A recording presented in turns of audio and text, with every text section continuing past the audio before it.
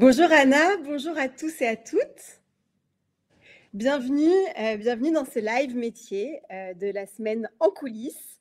Donc, c'est une semaine où on prend le temps de s'arrêter sur plusieurs métiers, une cinquantaine de métiers, et voilà, où on peut découvrir quels sont les tenants et aboutissants, en quoi consiste un métier. Et donc aujourd'hui, bienvenue Anna. Avant de parler de ton métier, j'aime bien savoir le temps que tout le monde arrive dans le chat, que tout le monde nous rejoigne, d'où les gens nous regardent, d'où les gens nous rejoignent. Donc si vous voulez écrire dans le chat d'où vous êtes, voilà, ça nous fera grand plaisir. Toi, Anna, tu es où là actuellement? Je vois que tu es dans ton camion. Ouais, là, je suis dans mon camion à Aubervilliers. Je suis on va dire en pause et on est en train d'effectuer une petite scénographie pour un shooting. Donc là, je prends 30 minutes de mon temps pour pouvoir parler de mon métier Oh qui me waouh! fait plaisir. Bah, nous aussi, ça nous fait plaisir. Moi, je suis à Aubonne, donc je suis pas très très loin d'Aubervilliers. Je suis dans le 95 et je vois qu'on nous regarde de Paris, de Marseille. Ok. Il doit faire beau à Marseille. Je sais pas quel temps tu as à Aubervilliers, mais ça s'est Nuage. rafraîchi, nuageux. Eh ben super, donc le temps que voilà, je pense que tout le monde nous rejoint petit à petit. Donc à Aubervilliers, tu prépares une scénographie. Est-ce que tu peux nous en dire un peu plus sur ton métier? Quel métier tu fais? Oui, alors c'est un métier à plusieurs casquettes. Je fais du stylisme floral, scénographie, et je fais aussi du pur événementiel en tant que fleuriste. Donc voilà, c'est un petit peu de casquettes différentes pour des acteurs différents, bien sûr. Euh, et puis, il faut avoir une vision aussi différente de l'événementiel et du shooting scénographiste, set design, on va dire. Donc, je fais les deux. Ça me plaît énormément. Comment expliquer ça? En fait, le stylisme floral, scénographie, c'est pour un moment donné qui va être pris en photo. Donc, en fait, on fait un décor de fleurs qui va être pris en photo. Donc, il faut prendre vraiment les aspects de la photographie, des arrière-plans, de la micro, de la macro, enfin, de tout ce qui est en rapport, en fait, avec la photo pour que ça devienne peut-être une publicité ou un film ou un clip.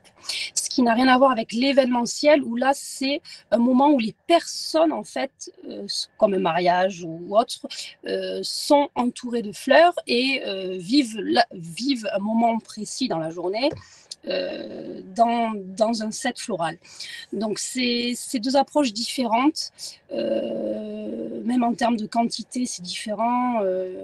Tout ce qui est événementiel, c'est beaucoup, beaucoup de fleurs. Et le style floral ou le set design, c'est souvent peut-être un peu moins de quantité. Bon, après, ça dépend quel sujet, quel thème on aborde. Là, aujourd'hui, c'est le désert mexicain, donc il y a beaucoup de cactus et beaucoup de grosses plantes. Donc, voilà, ça dépend quel thème on aborde en stylisme floral. Et toi, tu fais les deux, hein, donc tu as dit. Oui, ouais, je fais les deux. Dans mon métier, en fait, on travaille peut-être un peu plus pendant l'année sur tout ce qui est publicité et film. Et, euh, et l'été, il y a moins de budget qui s'ouvre à ça et on fait plus de l'événementiel, plus de mariage. Oui, j'imagine. L'été, c'est la saison des mariages, un peu. Exactement. Donc, je développe vraiment dans le sud de la France tout ce qui est mariage Ouais.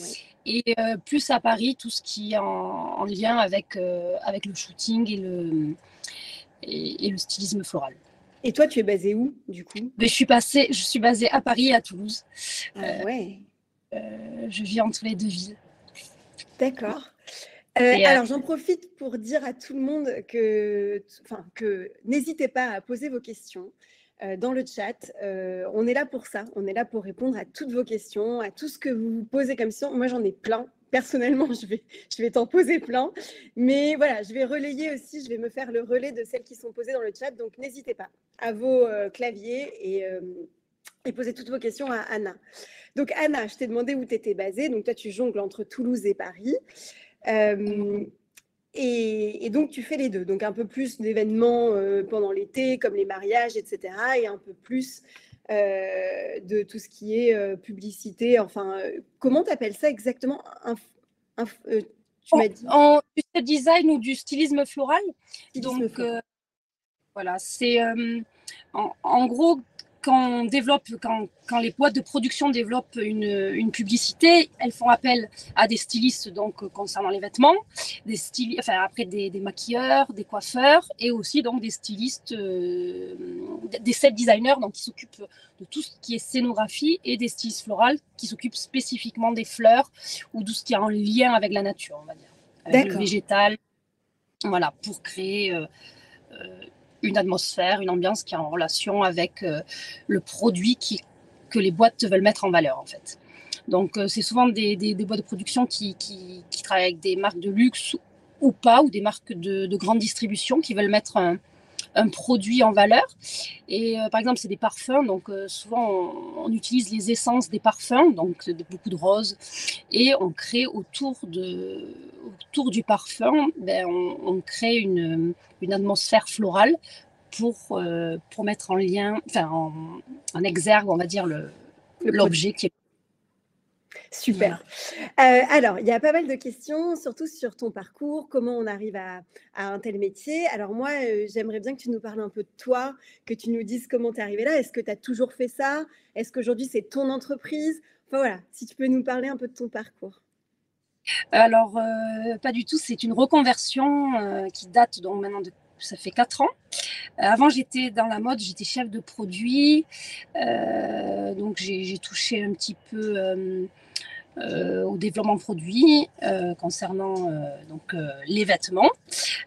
Donc, je travaillais avec des stylistes et des modélistes et j'ai travaillé dans ce domaine-là pendant 7 ans. Et j'ai voulu changer pour plusieurs raisons. Je m'y retrouvais plus trop là-dedans. J'avais besoin vraiment de quelque chose d'un peu plus créatif et quelque chose qui m'appartienne un peu plus en fait, et avec une finalité. Ça allait beaucoup trop vite dans la mode, tous les 6 mois, même tous les 4 mois, il fallait qu'on change. Et donc j'ai préféré ne pas quitter le monde de la mode, puisque quand même je suis en relation avec ce monde-là, mais créer quelque chose un peu moins intense, un peu plus doux. C'était un peu ça dans ma tête au début. Et c'est vrai que le set design, la scénographie m'avait toujours interpellée, puisque quand je travaillais dans la mode, j'étais aussi dans des shootings et je voyais aussi des stylistes florales. Donc ça m'a questionnée.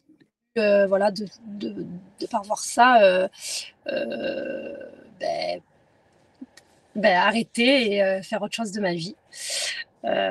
Grande décision et je suis très heureuse de l'avoir prise. Voilà. Mais je regrette pas du tout d'avoir connu le monde de la mode. Bien pas sûr. du tout.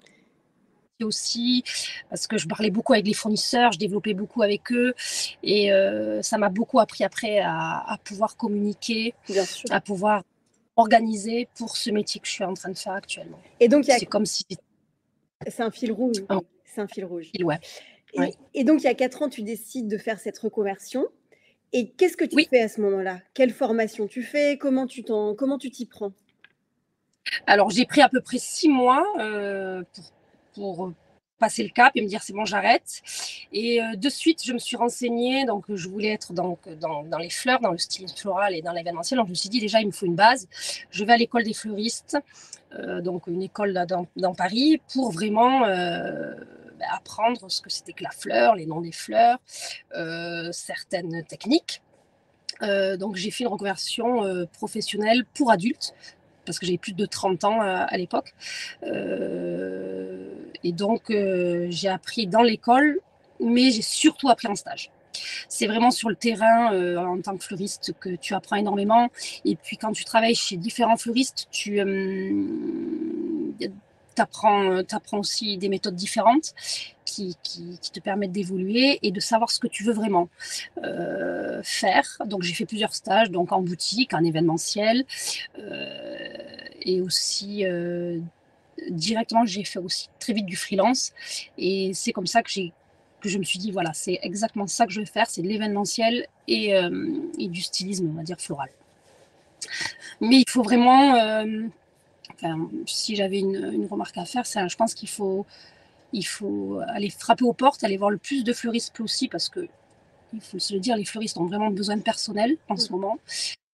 C'est assez recherché, et voir et être vraiment ouvert et tester un maximum différents fleuristes, parce qu'ils ont chacun des méthodes de travail différentes, et ils ont aussi chacun leurs clients, et c'est pas la même approche en fait. Si on veut être fleuriste en boutique, ou fleuriste en événementiel, ou fleuriste en stylisme floral, enfin voilà, donc il faut tester. Le mieux, c'est l'expérience. Savoir en stage, surtout pour savoir ce qu'on aime vraiment. Oui. Est-ce que tu peux nous rappeler le nom de ton école, le nom de l'école dans laquelle tu as fait ta formation? L'école, c'était l'école des fleuristes de Paris. Ok. Je vais le mettre dans le chat. Ouais. Oui, c'est une école. Ok, super. École des fleuristes de Paris. Et ton conseil, c'est vraiment de faire le plus de stages possible? Oui. Enfin, moi, parce qu'en fait, le monde de la fleuristerie à Paris et ailleurs, c'est un petit monde. Et c'est très important aussi de se faire son réseau. Et en fait, le réseau, c'est les fleuristes. Et on est assez soudés en tant que fleuriste. Et donc, plus tu vas de boîte en boîte, plus tu rencontres du monde, plus tu rencontres des fleuristes qui sont soit en CDI, soit en freelance, soit des apprentis, des jeunes fleuristes, des fleuristes qui ont plus de 40 ans d'expérience. Et de là, en fait, tu crées un peu ton réseau. Et c'est hyper important pour la continuité, parce qu'on est toujours en demande, et puis aussi on se pose beaucoup de questions, même sur les fleurs, sur les fournisseurs, et on s'aide vraiment entre fleuristes pour se dire, mais voilà, qu'est-ce que tu me conseilles? Par exemple, là aujourd'hui, j'ai une amie qui m'a demandé si je connaissais un fournisseur pour des sapins de Noël. Enfin, voilà, et c'est très important d'avoir un gros panel pour pouvoir avoir son réseau et s'entraider entre fleuristes, et aussi choisir par exemple des assistants qui peuvent t'aider à des moments donnés sur un événement. C'est super ce que tu dis. Je trouve que c'est hyper important de savoir que c'est un milieu qui, finalement, où il y a de l'entraide. Parce qu'on peut croire que c'est un milieu où on est très seul finalement, et en fait, pas du tout. Il y a de l'entraide si tu te fais un réseau, et cetera. D'ailleurs, il y a une question sur le réseau de Mélanie. Est-ce que tu avais un carnet d'adresses avant de te lancer en free? Pas du tout. C'est venu au fur et à mesure pendant mes stages. J'ai frappé aux portes, j'ai envoyé des petits mails à des personnes, à des fleuristes pour savoir si je recherchais du freelance ou pas. Et ça s'est fait comme ça. Parce que moi, ça s'est fait très vite en fait après mes stages, Oui. début de ma reconversion. Mais il ne faut pas avoir peur de frapper aux portes. Être fleuriste, c'est quand même un métier très physique, un métier quand même qui demande beaucoup d'heures.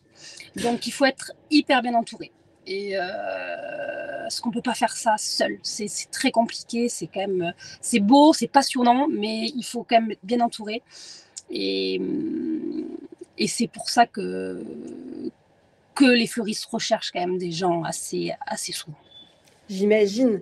Et est-ce que tu pourrais nous partager une journée type? C'est quoi une journée? Alors, j'imagine qu'il n'y a pas un jour qui se ressemble quand on est fleuriste, mais Ouais. quelle serait une journée type? Qu'est-ce que tu fais en général? C'est quoi les grandes missions de ton métier? Alors, par exemple, aujourd'hui, par exemple, j'ai une mission, donc on va dire, de scénographie, stylisme floral. Donc c'est une mission de shooting. Donc aujourd'hui, le but était de faire un désert, de recréer un désert mexicain. Donc j'ai dû déjà en amont chercher les produits, donc les cactus, toutes les plantes. Donc ça, c'est quand même du travail déjà en amont, avant l'événement, avant le shoot. Et c'est toi qui choisis, Anna? C'est toi qui choisis les éléments? Ça dépend. Mais les boîtes de production, les marques surtout, nous donnent un brief, et donc à peu près un visuel, et il faut qu'on qu'on voit par rapport à ça, ce qu'on trouve. Et après, on peut proposer aussi d'autres produits pour voir s'ils aiment ou pas. Donc, c'est vraiment une recherche en amont. Donc, on va à Rungis, on se déplace, on va voir nos fournisseurs, on prend des photos, on prend les prix en photo, on fait tout ça.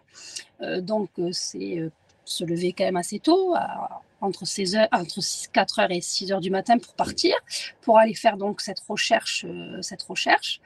Envoyer toutes les images à ton client. Attendre une validation, bien sûr, voir ce qu'il préfère, ce qu'il préfère pas, enfin, mixer plus qu'à une validation finale. Donc, souvent, ce se fait à la dernière minute, hein, il faut quand même le savoir. Donc, et après, réserver ces produits-là. Et le jour de l'événement, partir à Rungis à 4h du matin. Donc, aujourd'hui, je me suis levée à 4h du matin. Je suis partie là-bas chercher tous mes cactus avec la personne qui travaille avec moi. Et on est arrivé sur le lieu à 9h. Et de là, on commence à mettre en place un petit peu tout. Il y a des temps d'attente aussi parce qu'il faut que tout le monde se mette en place. Il faut faire le sol, il faut mettre les prints, il faut mettre les visuels aussi, les lumières, etc. Et donc petit à petit, donc là on n'a pas fini, là on est en pause. On est en train de vraiment de créer le set. Et demain, on y retourne pour pouvoir, là les photographes arrivent et prennent les photos donc, de cette pub où il y aura des enfants qui vont faire, qui vont aller sur ce désert mexicain, on va dire. Et comment expliquer? Là, je me perds peut-être. Non, c'est très clair, c'est très clair. C'était une journée type, c'est très clair. Et donc voilà, donc ça dure 2 jours à peu près ce shooting-là, et il y a toujours des choses à remettre en place parce que par exemple là, les personnes vont sur le set poser et ils bougent les végétaux, donc toujours contrôler si les végétaux sont bien placés. Après, le client peut changer d'avis et remettre les végétaux dans une autre manière, une autre disposition pour pouvoir satisfaire le client, et surtout que la photo soit prise peut-être dans différents angles. Voilà, donc toujours être à l'écoute de ce que veut le client, de ce que veut le set designer pour être vraiment aller assez vite et changer la scénographie de place au bon moment pour que le shooting avance le plus rapidement possible. Ok. Et après, remballer tout. C'est quand même aussi un petit peu... oui. Mais passionnant. Ben, j'entends. Alors, j'entends que tu es passionnée. C'est des grosses journées. C'est des grosses journées. Oui, j'entends qu'il faut être quand même physiquement en forme, assez voilà, et que c'est passionnant, qu'il faut un petit goût quand même de l'esthétique, du beau, enfin de voilà, que c'est important d'être structuré puisqu'il y a des horaires, il y a des que c'est important d'avoir de l'écoute puisque tu as tes clients et il faut répondre aux besoins du client. Exactement. Anticiper aussi beaucoup. Anticiper beaucoup. Et donc, moi, il y a une question de Stéphanie dans le chat qui est: quelles sont les contraintes de ce métier finalement, selon toi? Alors, les contraintes, c'est le rythme. C'est quand même un métier où les plages horaires sont très longues. Après, moi, mon métier, il est en freelance. Donc, en fait, je choisis ce que je veux faire. J'ai le choix de, si j'ai envie d'arrêter 3 semaines, si je peux, je le fais. Donc, et c'est ça qui pèse dans la balance, dans le sens où oui, les plages horaires sont très longues, mais je peux m'arrêter pour souffler si j'en ai vraiment besoin. Parce que parfois, il faut savoir s'arrêter, il faut savoir dire non. Mais les contraintes, pour moi, c'est vraiment l'amplitude horaire et aussi la pénibilité, dans le sens où il y a beaucoup de choses à porter, il y a des choses très lourdes. Il faut être physiquement, il faut être en forme. Il faut être en forme, ouais. Ok, donc il faut être en forme physiquement. Comment? Pardon, je répétais, il faut être en forme physiquement, il y a un gros rythme de travail. En revanche, la balance, c'est que toi, tu es en freelance et donc parfois, tu peux choisir quand tu prends du repos et donc ça compense. Oui, il faut savoir s'arrêter, savoir dire non parfois pour pouvoir repartir. Ça compense, et aussi, voilà, il ne faut pas que sa vie perso soit soit perturbé. Donc, il faut savoir bien jongler. Très bien jongler. C'est pour ça que je disais tout à l'heure, il faut savoir bien s'entourer. Et aussi savoir petit à petit déléguer. Car on ne peut pas tout faire, en fait. C'est sûr. On n'est pas surhumain. C'est sûr. Est-ce que, du coup, au niveau du salaire, tu t'y retrouves? Est-ce que ça va, comment tu vis ça au niveau du salaire? C'est quoi le salaire moyen, que tu gagnes? Ça dépend, c'est assez différent chaque mois. C'est vrai que le domaine de la publicité paye un peu plus que le domaine de l'événementiel purement fleuristerie, on va dire. Oui. Ça dépend des devis que je signe. Et c'est pour ça aussi que je travaille à côté quand j'ai pas des mois remplis, soit par des contrats. Je travaille pour des grands fleuristes qui me prennent en freelance. Donc j'ai mes contrats en événementiel et en shooting, mais aussi je peux travailler pour des grands fleuristes qui ont besoin tout le temps de main d'œuvre pour aussi compléter mes mois. Ils peuvent me prendre sur une durée d'1 semaine, par exemple. Là, la semaine prochaine, je vais travailler pour un grand fleuriste parce que c'est la Fashion Week. Et donc on a des missions tous les jours pour ce grand fleuriste. Et ça me complète mon mois. Donc, ça peut un mois peut varier du simple au double. Voilà. Mais je gagne beaucoup plus que le SMIC, ça c'est sûr. Je sais pas si, enfin, c'est pas dans tu peux donner une fourchette les si chiffres. tu veux. Tu peux donner une Mais après, fourchette. on peut être entre 1 500 et 3 000 euros par mois. Okay, très bien. Il faut si on gagne 3 000 euros par mois, il faut se bouger. C'est quelque chose, si tu veux atteindre cet objectif-là, il faut bien se donner, quoi. Ok. Mais tout est faisable. Et et tant que tu es motivé et passionné, tu y arrives. Franchement, avec le saut. Ah bah, tu le respires en tout cas, tu respires l'engagement, la passion. Voilà, je veux pas, j'aime beaucoup ce que je fais, mais voilà, je veux pas non plus. Je vais être ultra réaliste dans mon métier quand même. Il y a des moments où c'est quand même un peu épuisant. Bien même sûr. souvent. Bah, et si c'est physique, comme tu le dis, oui, bien sûr. Après, je ne sais pas si je ferais ce métier toute ma vie. Ça, et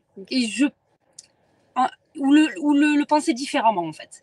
Juste en termes d'épuisement ou en termes d'organisation. C'est un métier, je pense, qui évolue aussi tout le long de ta carrière. Peut-être que tu as envie de te poser à un moment donné et faire des choses peut-être un peu moins énormes, un peu moins grosses en termes d'événements. Voilà, ça dépend aussi d'où tu en es par rapport à ta vie personnelle. Bah, bien sûr. D'ailleurs, quand tu parles de choses énormes voilà, quel est le projet le plus fou? Quelle est la chose la plus incroyable que tu aies faite dans ce métier? C'était, alors ça ne fait pas trop longtemps non plus quand même que j'ai fait ça.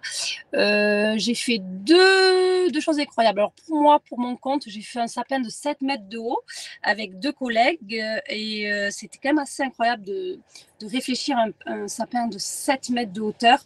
Donc c'est un projet où on a beaucoup réfléchi, en amont surtout. Et ensuite, pour un grand fleuriste, j'ai travaillé et là, c'était pour un défilé. On était à Séville et on a dû réellement créer, redécorer des ponts et des scènes en fait où toutes les femmes vont défiler avec des roses rouges et des œillets rouges. Et là, il fallait faire ça sur un court temps et c'était quelque chose de gigantesque. C'était toute la place d'El Real en fait de Séville à décorer et c'était un énorme projet. Après, on n'était pas assez nombreux au début. Après, on a fait venir plus de 50 personnes nous aider. Enfin, c'était gigantesque et très stressant parce que déjà il faisait chaud, il faisait 45 degrés. Les fleurs fanent et il faut que ça soit parfait pour que le défilé soit nickel. Donc, une petite pression. Grosse pression. Ah ouais, On a un résultat final, et on est assez fiers de nous. Ouais. C'est ça aussi que j'aime dans mon métier, c'est qu'il y a une finalité. Après, c'est éphémère et c'est bien parce que comme ça, on passe à autre chose et on fait plein de projets. Mais on a une finalité visuelle et bon, on est content. Ah bah oui, là, tu peux tout de suite apprécier, oui, tu as une finalité, tout de suite, tu peux apprécier ton travail, en fait. Exactement. Du coup, là, donc tu dis que tu travailles avec quelqu'un. Est-ce que donc tu as du monde dans ton équipe? Tu as des personnes qui font, tu as des employés? Comment ça se passe? J'ai des personnes, oui, alors soit on travaille à plusieurs, enfin à 2 ou 3, voilà, ou sinon je prends des assistants pour m'aider. Ok, Mais super. Comment? Pardon? c'est des freelances. C'est des freelances. Ok, très Oui. bien. Donc, on a fait la journée type, les compétences clés qu'il faut pour ce métier, le plus grand conseil que tu aurais à donner. Est-ce qu'il y a besoin d'un carnet d'adresses? L'organisme de formation? Quelles sont les contraintes? Qu'est-ce que toi, tu préfères dans ton métier? Ce que je préfère, ben moi, c'est produire en fait. C'est vraiment être sur le lieu et créer. Anticiper, acheter, un peu moins, c'est vrai. C'est vrai que moi, j'aime quand j'ai toutes les fleurs autour de moi et que là, je peux commencer à produire et à réaliser un bouquet ou une scénographie. Voilà. C'est être entouré de fleurs et faire ma composition. Après, toute l'anticipation, c'est ultra important même. Je pense que c'est encore plus important. Mais c'est un peu plus dur pour moi. Je comprends. Et donc, est-ce que tu gardes des photos de tes réalisations, de chaque réalisation? Oui, certaines, oui, j'en ai. Oui, bien sûr. Et heureusement qu'on les a. Je les garde parce que déjà, je suis contente de les avoir et c'est une finalité. Et puis, ça peut on peut, après, pour vendre d'autres projets, les montrer aux clients. Et leur dire, voilà, on avait fait ça, peut-être qu'on peut vous proposer ça différemment. Ça aide. Il faut surtout Absolument. garder des photos, avoir vraiment un portfolio pour pouvoir mieux se vendre aussi par la suite. Et voilà. Super. Et est-ce que tu dirais que ton métier, il est connu, il est facilement accessible? Est-ce que toi, tu en avais déjà entendu parler avant? Ben non, en fait, j'avais pas du tout cette venant du sud de la France. Enfin, je sais pas, je connaissais pas tout ce qui était de la production, tout ce qui était stylisme, tout ce qui était publicité, etc. Je connaissais pas du tout, et c'est vraiment, j'ai découvert ça à Paris et, et grâce à Instagram aussi, j'ai découvert ça dans mon ancien métier aussi grâce à Instagram. Très très vite, en fait, j'ai vu que c'est des métiers de niche, je trouve. Malheureusement, parce que ça serait bien qu'il y ait plus de personnes qui puissent y accéder, surtout pas que à Paris, en fait, c'est ça. Parce qu'on trouve ce métier quand même plus spécifiquement à Paris qu'ailleurs. Après, l'événementiel en fleuristerie, ça, par contre, on peut le faire partout. Et ça, j'en avais entendu parler depuis toujours. Et c'est super. Ce métier, on peut le faire partout. Donc, dans le partout, même à l'étranger. On est même allé à l'étranger, comme je disais, à Séville. On peut le faire partout. Et c'est hyper bien. Ah oui. On s'adapte à n'importe quel lieu. On s'adapte et on crée. Après, il faut prendre en compte aussi le climat. Ah oui, j'imagine. C'est pas pareil quand on est à Séville que quand on est à Paris ou quand on est à Oui, voilà. Amsterdam. Ouais, c'est sûr. Bon. Où est-ce Mais oui, l'événementiel, on peut le faire partout. Le style, c'est plus dans les grandes villes, je pense. D'accord, Ouais. ouais, événementiel partout, stylisme plus dans les Ouais. grandes villes. Et où est-ce qu'on peut te voir? Est-ce que tu as un site? Est-ce que tu as un Instagram? C'est quoi le nom Ouais, de ta société? Enfin, où est-ce qu'on ouais, peut ouais. te trouver? Alors, vous pouvez... nom de mon associé, c'est Sol, S-O-L. Et donc, sur Instagram, j'en ai 2. J'ai celui à Paris, donc c'est Sol Paris Studio. Donc là, vous pouvez voir tout ce que je fais en stylisme floral et en scénographie. Sol Paris Studio. Et après, j'ai développé un peu le mariage dans le sud. Et c'est Sol Flower Toulouse. Voilà. Donc, c'est pour 2 clientèles différentes et 2 lieux différents.